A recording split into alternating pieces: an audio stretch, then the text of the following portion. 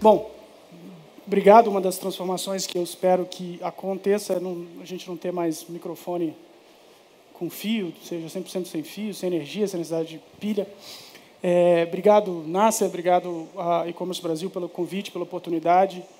Eu acho que nos próximos 30, 40 minutos, o que eu queria poder compartilhar um pouco da visão da Accenture, da minha visão, na minha experiência, do que a gente está vendo de transformação digital nos nossos clientes, através da indústria. Como o Nasser estava comentando, muito se falou já sobre transformação digital. A gente vê em alguns artigos, a gente vê em discussões a transformação digital sendo atribuída ao uso de determinadas tecnologias emergentes, como cloud, mobile, analytics. E, na verdade, isso não é isso já foi, isso já está passando, isso já está acontecendo. Né? Então, o que são os próximos, o que é a evolução dessas tecnologias, o que essas indústrias estão vendo, que a gente pode, de alguma forma, aprender, observar, antecipar e aplicar nos nossos negócios, sejam eles quais forem. Né? Meu nome é Juliano Tubino. As coisas importantes que todo mundo aqui precisa saber é que eu sou vascaíno. E quem gritou ganhou prêmio agora. Depois eu tenho algum brinde que eu vou ter que dar para você. Sou pai do Bento e do Pedro. E voltei para o Brasil tem mais ou menos 4 anos e meio. Vim para começar a Amazon na América Latina. Tive uma experiência super bacana na Amazon, por ser uma empresa 100% online, por ser uma empresa que realmente coloca o cliente como protagonista, e até por ter um P&L super perdoador, ela implementa algumas experiências super interessantes, 100% digitais. Depois eu fui ser CMO da Netshoes, também uma sorte, uma oportunidade incrível de ter trabalhado com gente, que estou vendo algumas das pessoas aqui, de altíssimo gabarito, onde a gente aprendeu muita coisa de uma empresa que nasceu digital e que seria essas próximas ondas e como colocar o cliente como protagonista dentro de uma proposta de valor. Né? Hoje eu faço parte da Accenture Digital. Nós somos uma companhia que quer ser um parceiro digital para quase todas essas necessidades dessa nova era de front-end, da nova era de se colocar e se aplicar tecnologia e modelos de negócio ao benefício dos nossos clientes. A Accenture fez uma movimentação super interessante de ter a humildade de saber que, para continuar entregando valor para os clientes, ela necessitava fazer aquisições. Então, mundialmente, uma série de aquisições foram feitas, desde empresas especializadas em jornada do consumidor, a e-commerce, a marketing digital, a Internet of Things. Algumas dessas aquisições aqui no Brasil, como a Dedialeto, como a Gapso, para Analytics. Então, é uma companhia que tem tido uma presença muito forte. Hoje, a Accenture Digital, nós somos mais de 800 profissionais no Brasil. E a gente tem tido um track record super interessante, né, com alguns clientes, com alguns casos, ajudando realmente essa transformação digital dos negócios, de offline para online, de um modelo de negócio único para múltiplo, de múltiplo para nichado, do que tem sido melhor. O resultado desse trabalho tem sido reconhecido, além dos clientes, pela indústria. Hoje, a Accenture Digital é a agência que mais cresce no mundo inteiro e já é considerada a maior agência digital no mundo. Mas o que eu vim hoje para falar, e esses foram os únicos, juro por Deus, 1 minuto e 10 de jabá que eu teria para falar para vocês. Agora, vamos falar realmente um pouquinho de mudança e o que essas mudanças têm a ver para o nosso momento, para o momento que a gente vive hoje. Acho que a primeira reflexão que eu queria comentar, esse slide é um slide super interessante. Isso aqui mostra o desempenho da economia nos últimos anos. E a gente pode ver que é exatamente nos momentos de maior crise financeira que surgem os novos líderes. Mais de 50% das empresas da Fortune 500 surgiram em anos de crise total. Exatamente porque elas desafiam o status quo, porque elas criam um novo modelo de negócio, porque elas implementam uma tecnologia que traz uma experiência diferente para o cliente, um produto diferente para o cliente. Repito, esse mais de 50% hoje, tá, ele está em volta de 69%, quase 70% das empresas da Fortune 500 surgiram em anos onde a economia estava negativa. Então, a primeira mensagem é que momentos de crise, sim, são um dos melhores momentos para a gente efetuar grandes mudanças. O outro ponto rápido, né, é que essas mudanças elas acontecem independente da nossa opinião pessoal, do quanto que eu acho que estou pronto, ou do quanto que eu concordo, ou a minha empresa concordamos com essa mudança. E todas as revoluções foram assim. Né? Quando a gente passou de caça para agricultura, de agricultura para a Revolução Industrial, existiam comunidades inteiras que ainda estavam na outra fase. Né? E é da mesma forma que essas revoluções foram para privilegiar o atendimento das massas, a Revolução Digital tem vindo para nos auxiliar a fazer a massificação da personalização, sem queda. Quem reconhece essa figura, que eu acho que é super ilustrativa para esse relacionamento que a gente tem com mudança? Alguém? A gente viu junto, né? Então, esse aqui é uma foto do Locomotive Act. No surgimento dos primeiros carros, se passou uma lei que obrigava que todo veículo self-propelled, né, autolocomotor, ele necessariamente deveria ter 2 pessoas dirigindo e uma pessoa na frente com uma bandeirinha vermelha. Né, caso essa besta possuída perdesse o controle e atacasse alguém. Né? Essa lei foi passada por alguém que estava interessado na segurança dos cidadãos? Não. Ela foi passada exatamente pelo um lobby feito pelos donos de carruagem, que da forma que era possível, queriam parar e arrumar problemas por uma determinada inovação, por uma determinada evolução. O ponto é que mesmo nós, como os profissionais de tecnologia, de marketing, de negócios, que somos tão acostumados a ser a favor das mudanças, muitas vezes, algumas dessas mudanças em que a gente não vê elas chegando, ou não vê o acompanhamento e o crescimento delas, elas atacam a nossa definição como pessoas, e às vezes a gente se põe contra. Né? Então, a outra razão é que a maioria dessas mudanças, elas vêm de forma exponencial. Né? Então, a gente não vê o crescimento delas, não vê o surgimento delas. Né?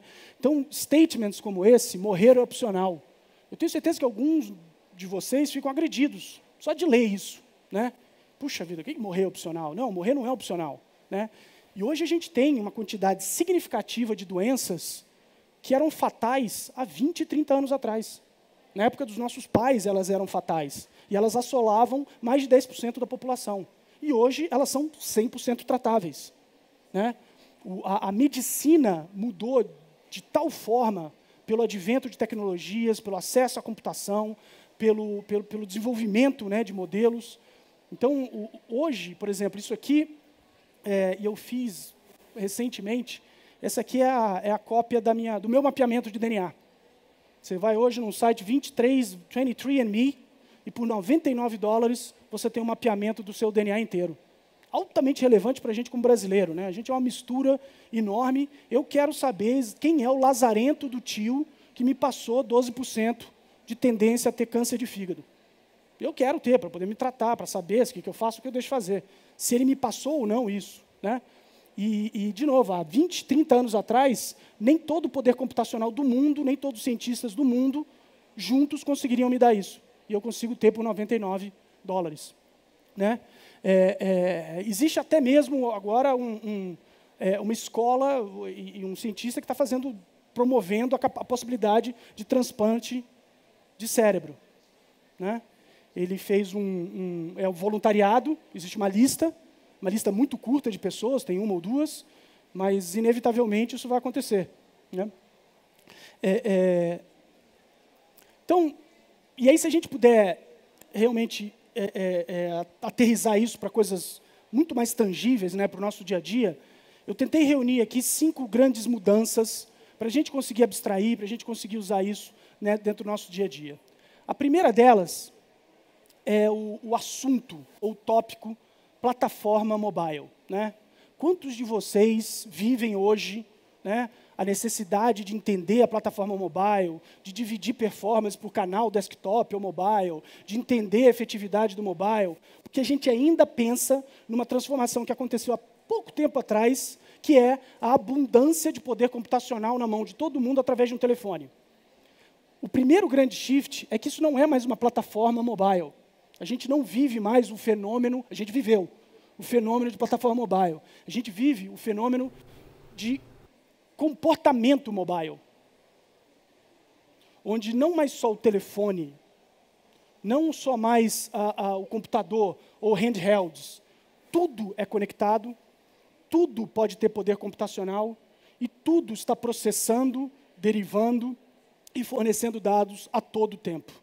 E isso significa um shift na forma que a gente planeja, do jeito mais tático que a gente pode imaginar, que é a ineficiência hoje de se tentar ter tudo que a gente fazia no desktop, enfiar numa tela de 4 polegadas e achar que aquilo vai ser igualmente efetivo, versus fazer a mesma coisa, mas pensar que o relacionamento dos nossos consumidores, o relacionamento dos nossos clientes, quando eles estão empoderados com esse device, ele é diferente. E que esse empoderamento ele já acontece numa série de outros cenários. Né? Por exemplo, quando teve o surto de H1N1 no mundo, o Reino Unido teve um approach diferente. Ele, entendendo o comportamento mobile, ele isolou o paciente zero e, através das rotas que esse paciente zero faria ou fazia, eles fizeram a distribuição dos pontos de quarentena e da distribuição de vacinas. Né? Bem diferente da forma, por exemplo, que o nosso país adotou a solução. Em 3 semanas, eles conseguiram erradicar e controlar o surto no país. Alguns do nosso país, o nosso, inclusive, a gente está em 2, 3 anos ainda tendo esses surtos. A Tesla, né, que eu acho que é um exemplo super interessante, uma companhia inovadora, que todo mundo conhece a Tesla como um fabricante de automóveis elétricos. Né? Quando, na verdade, eles são um grande ASV. Eles são um grande desenvolvedor de software, mais até do que um fabricante de carro. Os componentes que eles usam não são grandes diferenciais perto de outros carros. O que eles têm é uma arquitetura e um sistema de controle de bateria infinitamente superior aos outros. Ao ponto que conseguiram apresentar e usar um pensamento de comportamento mobile, até mesmo para consertar algum dos erros clássicos da indústria automotiva de planejamento, de manufatura e venda. Eles tinham uma linha de sedã que eles tinham, S60, S40, onde a diferença dos dois, o mesmo chassi, a diferença dos dois era simplesmente autonomia de bateria e potência da bateria. Então, um chegava a 220 milhas, o outro chegava a 300 milhas. Um ia até 110 milhas por hora, o outro tinha 90 milhas por hora. Né?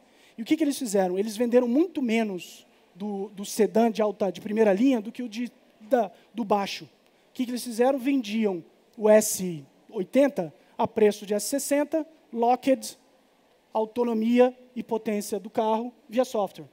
Estou eu usando o meu S20, S40 por um ano, quero ter mais autonomia e mais velocidade, faço o upgrade do meu carro pelo ar. Pode ser o futuro da indústria automobilística. Vou para uma cidade que eu conheço, eu ativo o GPS. Pego uma estrada, eu ativo a velocidade. Vou para uma situação ou para uma região onde pode ter mais periculosidade, aciono o meu seguro. As tecnologias já existem, os modelos de negócio muito provavelmente já existem, falta-se realmente ter um pensamento e uma movimentação das companhias para a criação de ofertas para comportamento mobile, não somente a plataforma mobile. E esse comportamento faz, de uma forma agora menos abstrata, qualquer coisa pode ser um e-commerce, inclusive os nossos carros.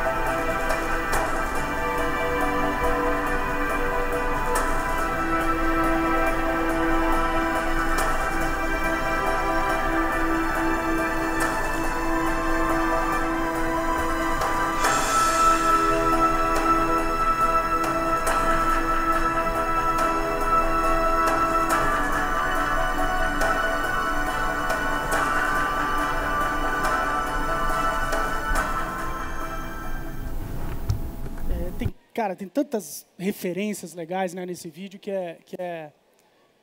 mas basicamente nada disso é futurista, né? Nada disso é Futurama, bola de cristal. As tecnologias todas já existem. Empresas de modelo de pagamento devem entrar na seara de comércio eletrônico. Empresas de automobilística devem entrar na seara de comércio eletrônico. Grids de energia e sensores de localizações podem criar novos canais de comércio eletrônico, de B2C, de B2B. Né? O desaparecimento das apps. Pelo amor de Deus, não me fala isso. Estou acabando de fazer um lançamento de um app novo, você vem me dizer agora que elas vão desaparecer. Né? Não é que elas vão desaparecer, mas, de fato, o entorno dentro das aplicações móveis vai mudar bastante. Né? Exatamente por isso, o pensamento de comportamento mobile. Não desenvolvam mais apps para telefone. Desenvolvam serviços que, entre outras coisas, possam ser acessadas por um celular, por um smartphone. Né? E a gente já começa a ver isso. Você vê, quem daqui usa o Spotify? Quem daqui usa o Spotify só no telefone?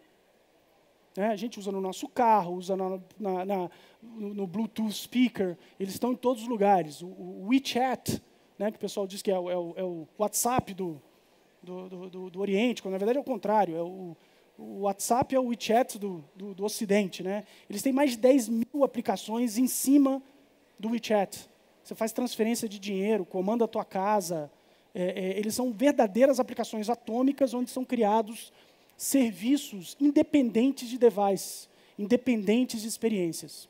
E o último ponto para ilustrar essa diferença de comportamento mobile é a quebra, inclusive, agora de indústria.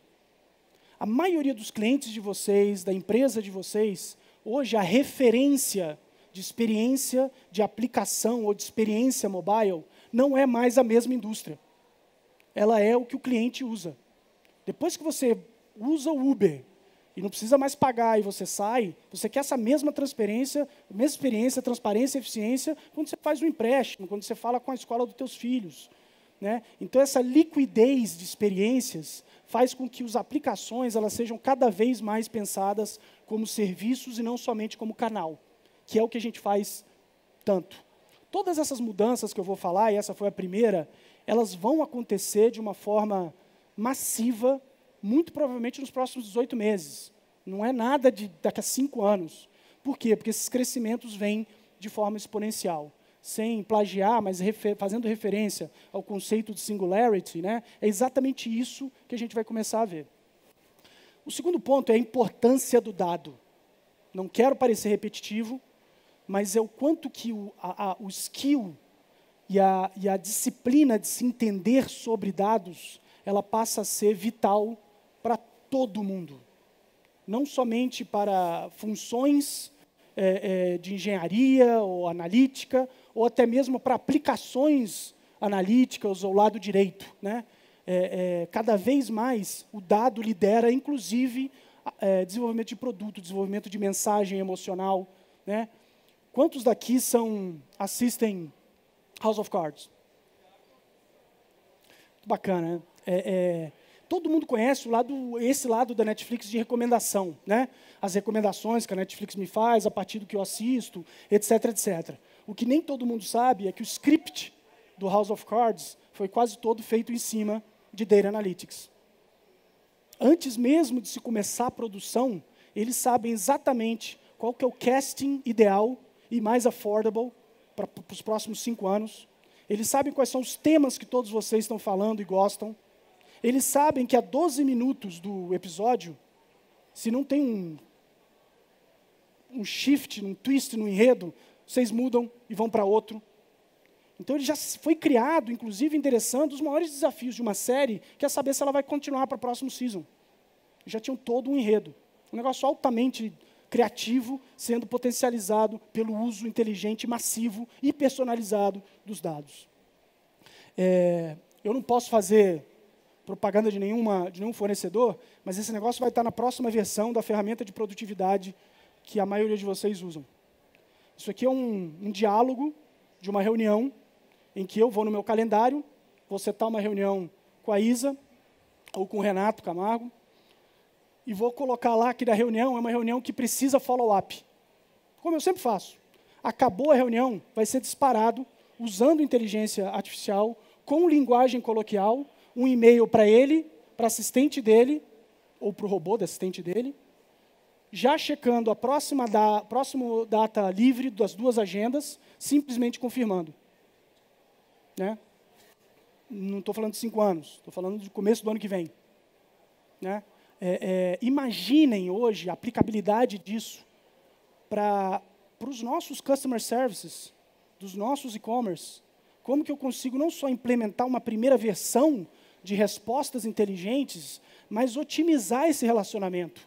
Nunca antes foi tão fácil descobrir o quão aceitável, adorável ou odiável é um robô falando por mim. Quais são os cenários em que isso se aplica melhor? Totalmente ou parcialmente. Né? Então, a capacidade de tratamento de dado, armazenamento, produção, display, ajuste, nunca foi tão fácil e tão real. Esse é o último caso. Quem daqui trabalha em empresa de consumo, indústria de consumo? Quem conhece essa Soylent? Quem é desenvolvedor? Então, a Gênesis é super interessante. É um cara que, um belo dia, se encheu o saco de ter que parar 3 vezes por dia do hard coding dele para socializar com as pessoas e comer. Para que eu vou fazer esse tipo de coisa? Porra, ter que comer, falar com pegar no fila no quilo. Né? Se tudo que a gente quer são os nutrientes. Né? Então, o que ele fez? Ele teve um approach de desenvolvimento de software, open source, para a criação de um pó, de um X, que daria todos os nutrientes para eles. Começou a primeira versão. Então, literalmente, o Soylent hoje é vendido Soylent versão 2.8, em que as primeiras versões, até 1.5, elas davam muito gases. Da 1.5 a 2, elas começaram a ser possíveis de se tomar. E a partir da 2.2, elas quase são gostosas. Mas o fato é que os caras estão produzindo 250 mil garrafas por mês. Você vai hoje no site, tem aqueles hipsters pulando, adorando tomar Soylent, mas é um fenômeno. Porque ele, inclusive, usou dado, compartilhamento de experiências e desenvolvimento de produto com a própria comunidade de consumidores. A mãe de todos, é um negócio super interessante, o quanto que a Amazon tem usado cada vez mais os engines de recomendação, o entendimento, né, do consumidor. Então, em qualquer página que você vá ver, hoje, em qualquer país, eles têm entre 6 e 7 engines de personalização para a página. Desde upsell, cross-sell, localização de IP, promoções mais próximas, cross-serviços, porque eles são A a Z, não somente em varejo, mas também em serviços como vídeo, de advertising, etc., onde literalmente cada página é diferente para cada um. Tem um insight interessante que eles estão colocando agora, testando, e não é todos, que é o wishlist, watchlist. Estão quebrando o que é o cart, em 2 formas. Né? Então, tem o seu carrinho e você tem o wishlist. Onde o wishlist, entre outras coisas, quase que começa a criar alertas para compra por barganha ou não. Mas no momento que é um relacionamento diferente, o que você está decidido a comprar, do que você está decidido a entender ou buscar mais. Né? Isso vai para um outro shift que já vou comentar, que é o fato do funil não mais ser linear, que é o terceiro. Né? A gente veio de uma escola, quem vem da escola do varejo, principalmente, de pensar no funil de vendas clássico, né? Recrutamento, engajamento, conversão. E um dos grandes shifts que também já ocorreu é que esse funil não é mais linear. Né? Canais tradicionais para recrutamento, eles vão ser canais espetaculares para conversão e vice-versa. Né? Muito disso tem a ver com o que o Google fala bastante sobre micromomentos, mas primariamente tem a ver com que o poder orbitacional da decisão saiu de quem vende e foi totalmente para quem compra. Né? Isso tem a ver com a capacidade de personalização em massa dos serviços hoje oferecidos. Antigamente, conveniência significava agrupar. Hoje, conveniência tem a ver com experiência do melhor serviço que eu quero. Eu posso comprar 100 serviços de 100 provedores diferentes. O poder está comigo. Eu posso procurar 100 informações de 100 fontes diferentes. O poder está comigo. Antigamente, né, as moças daqui, elas iam fazer um search por maquiagem. A gente colocava a gente não, vocês, maquiagem, né? Hoje vocês podem colocar lápis marrom escuro usado pela Gisele Bündchen no desfile da X que ela tropeçou. E vai ter alguém que criou um vídeo que mostra como misturar o A com B, com C e fazer um negócio, né? Então, o que está acontecendo em qualquer tipo de indústria, consumo, serviços, é o que a gente chama do ataque das formigas, né? Você tendo a competitividade vindo não mais só da sua indústria, mas vindo de outras empresas que oferecem um modelo de negócio diferente, muito específico, exatamente para aquilo que o cliente quer, no momento que ele quer, né? Então, um trabalho interessante que a gente fez para a Castorama, que é a Kingfisher, que é como se fosse um do-it-yourself, como o Leroy, como o Telhanorte, onde a gente descobriu que eles estavam, o maior competidor dele não era Leroy Merlin, não era Home Depot, mas eram literalmente uma série de pequenas empresas que ofereciam um serviço específico e estavam comendo a experiência deles. O resultado disso foi a criação de canais de venda, de engajamento, de recrutamento, baseados nos momentos desses clientes. O bacana dessa história é que esses momentos não são novos. Os momentos sempre existiram. A gente sempre pensou em comprar, testou, viu, dialogou, comprou. A capacidade que a gente tem agora é de atuar diretamente nesses micromomentos e estar presente na vida do consumidor da melhor forma possível, né? Então, por exemplo, o que eles fizeram, mapearam todos esses micromomentos e foram criando exatamente esses serviços necessários para preencher e fornecer essa experiência de um funil não linear, né? Então, eles fizeram desde como uma loja de material de construção, desde um Shazam, que você tira foto de um determinado tubo, lâmpada, interruptor, e ele te diz qual que é o modelo. Quem daqui já foi comprar lâmpada de material de construção? Quem conseguiu comprar na primeira viagem? Cara, é o parto do capeta, né? Você vai lá e não é o mesmo soquete, não é a mesma... Literalmente, você vai lá, você tira a foto da lâmpada, ele te pergunta qual que é a iluminação que você quer, aonde que você quer fazer, se é casa, cozinha, sala, o que for, e já te diz exatamente qual que é a lâmpada que você tem que comprar. Se você pensa em comprar material de construção, é por causa de uma ou duas coisas. Ou você está construindo ou você está reformando. Nada melhor do que, por exemplo, ter um planner, um planejador de reformas. Ofereceram um planejador de reformas no site, nos apps deles. Então, foram preenchendo os momentos em que o cliente pensaria em fazer uma aquisição para poder oferecer e estar presente nesse momento deles, né? Um outro exemplo interessante é da Argos. A Argos é não sei se é centenário, mas realmente é um varejista super tradicional do Reino Unido, onde eles criaram todo o modelo de negócio deles baseados em venda por catálogo. Catálogos que eram bíblias enormes, em que você ia lá e se achava tudo que você precisava, do canto esquerdo. E retransformaram, né, toda a linha, não só online, como experiência offline, de acordo com esses momentos, né, de criação de momentos, de como que eles fariam a experiência de compra preenchida nos clientes.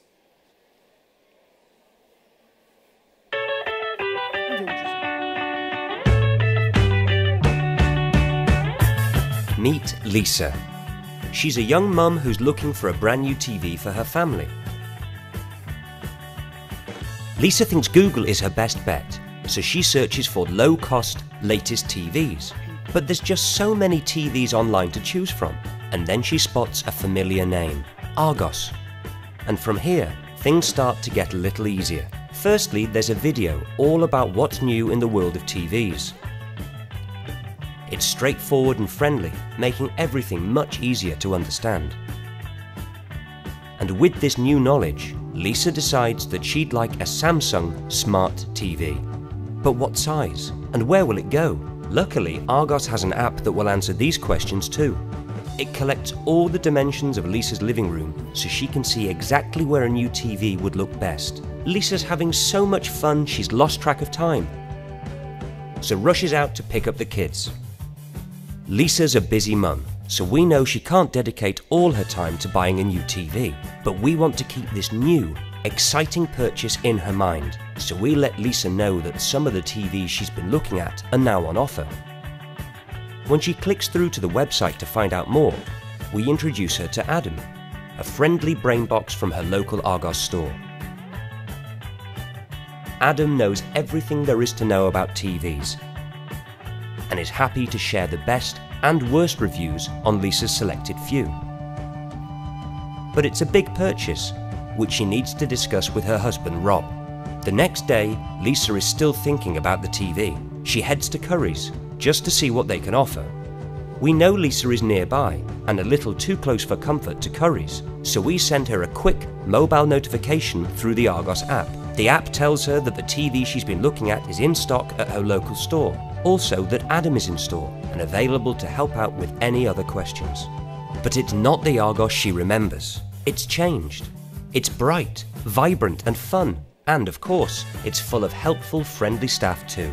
Lisa recognises Adam from the online conversation they had a few days ago and is pleased to see him, as she has a few more questions about which TV to buy. Her husband really wants a 42-inch screen, but they have to stick to their budget. She asks Adam if he can help. He takes Lisa through the options there and then, and shows her a new offer that starts today, a larger screen for the same price. Lisa's delighted. It's exactly what they're looking for. Adam reassures her she's made the right choice. She can't wait to get home to tell Rob the good news. Back home, Lisa decides to make the order and can choose a delivery time to suit her. By picking a van already in her area, she can save time, money, and the environment. This means she can sit back with a cuppa and enjoy some peace and quiet.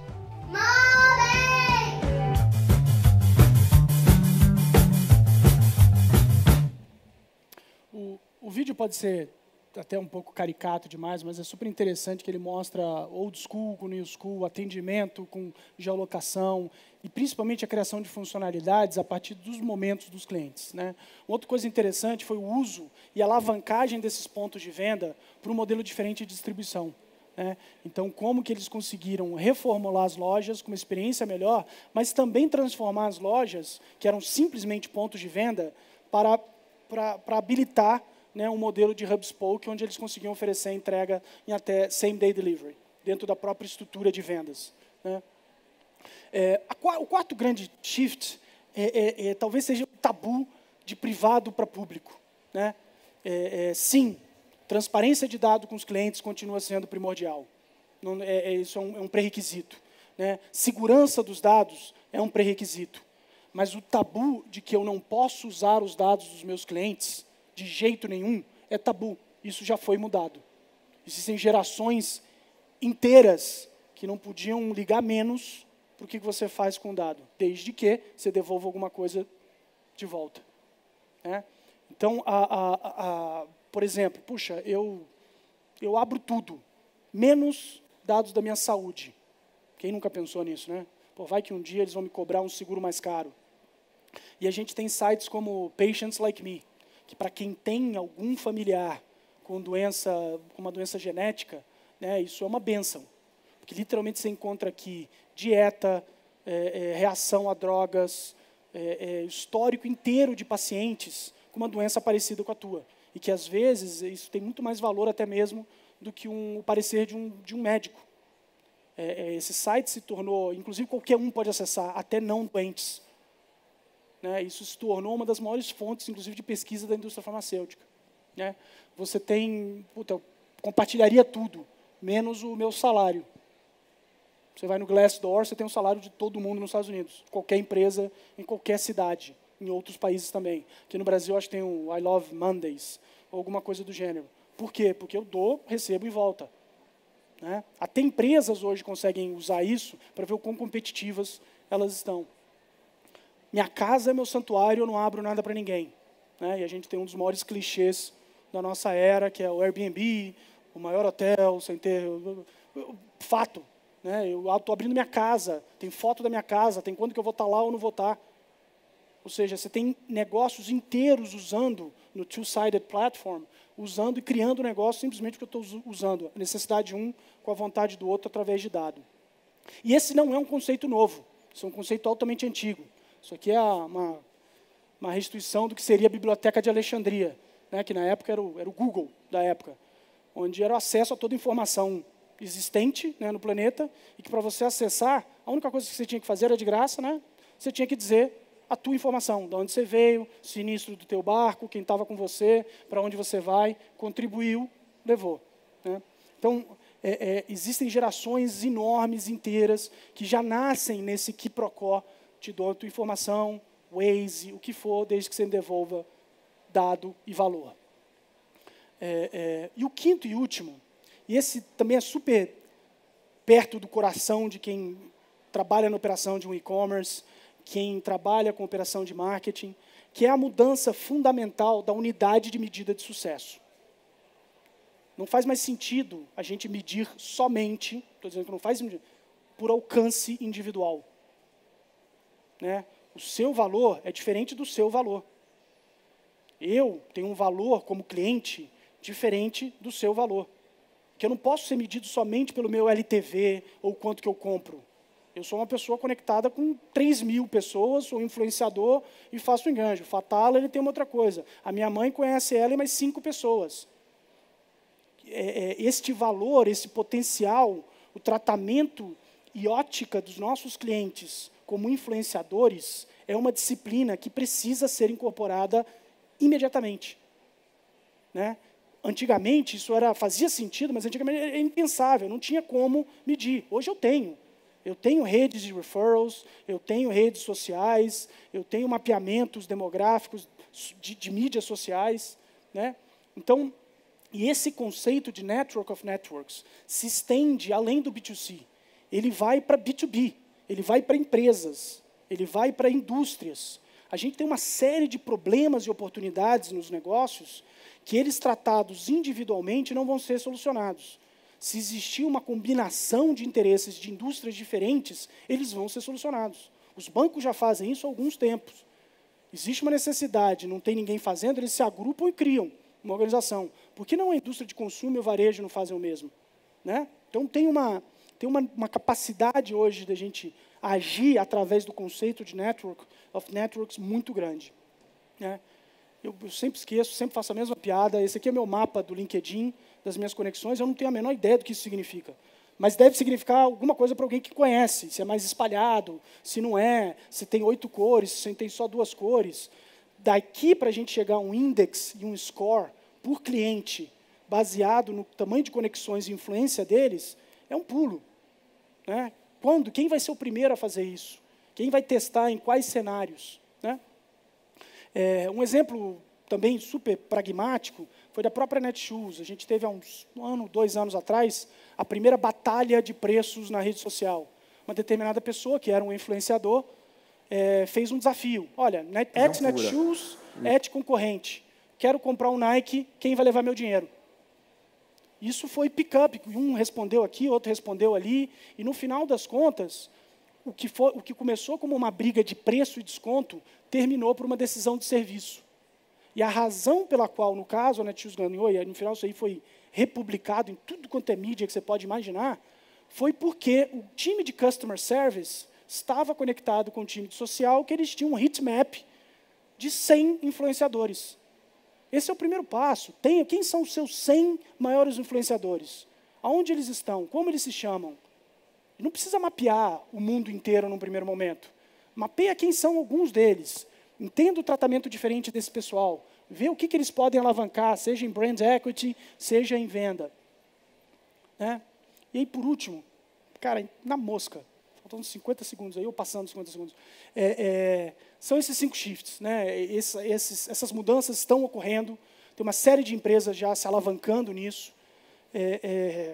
Eu queria realmente compartilhar com vocês essas mudanças, o benefício que vai ter para os nossos clientes em a gente incorporar isso nas nossas estratégias, e o alerta para a gente não ser o cara da bandeirinha vermelha, que, by the way, foi atropelado.